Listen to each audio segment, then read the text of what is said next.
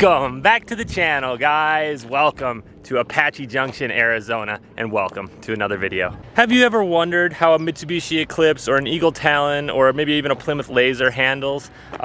Today, hopefully we answer that question. I've wondered it ever since I did some of the suspension upgrades on my car. Obviously, this won't be a OEM test of a DSM because I have made some modifications to mine, but they should help in the car's handling, steering, cornering, whatever. When I was younger, all I cared about was going fast in a straight line. Now, as I get a little bit older, handling and how confident you feel behind the wheel of a car has become, you know, more of a taste I've acquired. So I want to know what this thing can do, and I'm sure a lot of you at home, maybe you're looking into the car, maybe you have one, you're wondering what it's capable of. Today we should be able to figure that out. So I brought my car out to the Apache Trail, which is about an hour from my house. It's a great place to put a car through its paces. You just don't want to make a mistake because there's a lot of cliffs and rocks and, you know, it's not a very forgiving environment. It's also 100 degrees and it's a ways away from civilization, so you don't want to get stranded out here. Now, I'm not an expert, but I have driven a couple really good handling cars. I consider my 350Z to be one of them.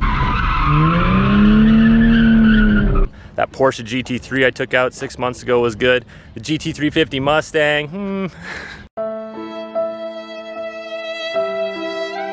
And I've been in a couple of Corvettes, so I know the characteristics of a good handling car. I'm not an expert by any means, so take that into consideration as you watch this video. I've also been in my buddy's Lotus Elise, which is a great handling car if you consider it a car. I would consider it more of a go-kart. Now, for the current setup on this car, it is on Megan Racing coilovers all around. I have the coilovers up front set to their stiffest setting currently, about halfway in between stiff and soft in the rear.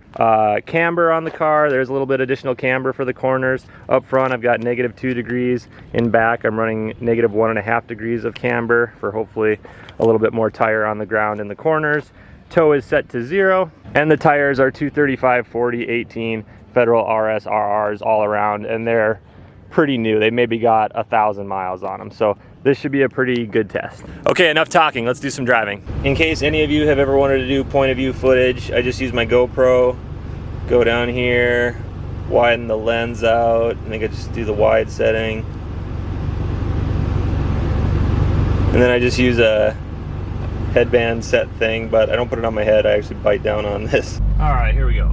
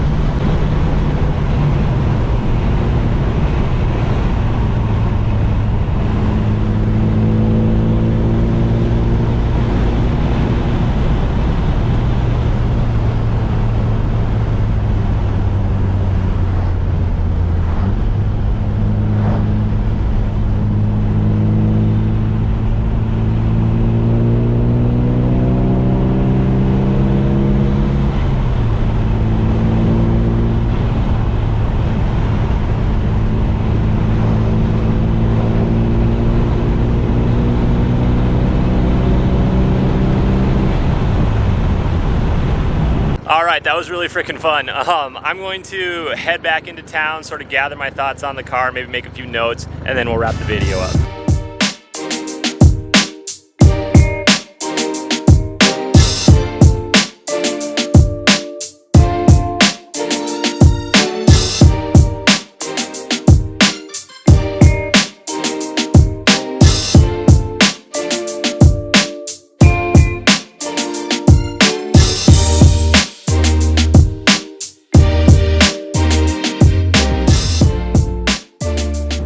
I set out this morning with one goal in mind, and that was to find out if this car can corner.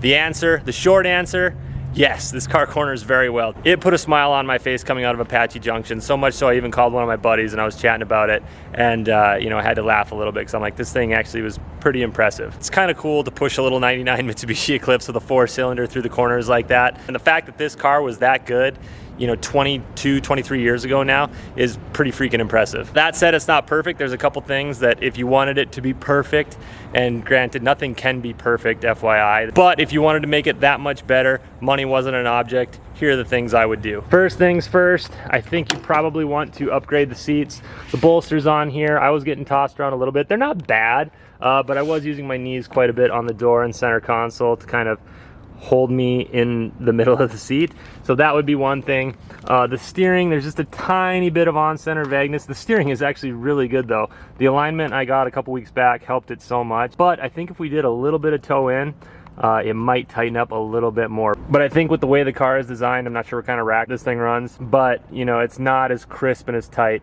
as some of the newer cars today, but you know, you can't expect everything. Last, this is a 2.0 4-cylinder, you know, with a turbo, so down low the torque isn't great. It's not bad because that turbo grabs and you start moving, but you know, if you want it to be perfect, a little bit more torque down low, a little better throttle response, tighten up the steering a tiny bit, put some seats in there with bolsters, and this thing I think would compete with modern cars, but that's not why I own mine. Mine is meant to be a piece of the 90s. I like the way it is right now. If something were to go massively wrong with the engine or something, then I would look at changing things, but for right now, this car is plenty good and serves the exact purpose that I bought it for. I think it would take a lot of time and a lot of practice out there to get bored running a DSM through the corners. I think that will do it for today's video, guys. I hope you enjoyed the POV action of the DSM going through the corners out in Apache Junction. I appreciate you all so much for watching. Consider hitting the like button. Stay tuned for more. I'll catch you in the next one. Listen.